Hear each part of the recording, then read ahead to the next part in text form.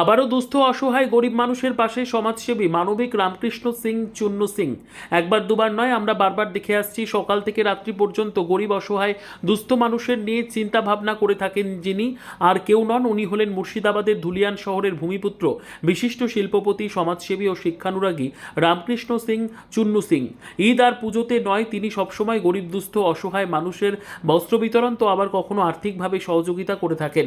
ঠিক সেই রকমই মঙ্গলবার দুপুর নাগাদ এক অসহায় প্রতিবন্ধীকে ট্রাইসাইকেল প্রদান করেন মুর্শিদাবাদের শামশেরগঞ্জ ব্লকের ধুলিয়ান থানাপাড়া কালীপুজো ট্রাস্টের সম্পাদক, শহরের ভূমিপুত্র, বিশিষ্ট শিল্পপতি, সমাজসেবী ও শিক্ষানুরাগী রামকৃষ্ণ সিং চুন্নু সিং। শুধু শামশেরগঞ্জ এলাকার নয়, বাইরে থেকে আসা কোনো অসহায় ব্যক্তি দেখলেই অথবা চোখে পড়লেই তিনি তৎক্ষণাৎ সহযোগিতার হাত বাড়িয়ে থাকেন।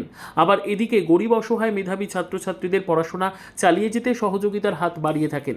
এক কথায় বলা যেতে পারে রামকৃষ্ণ সিং চুন্নু সিং সমাজের সেবায় মানব রূপে ঈশ্বরের দূত। আপনি কোথাও আগে আর আগে তো পাইনি, এটাই প্রথম। বাড়ি হলো গাবতলা, যাইনি। আমার নাম বেনি সিংহ, গাবতলা।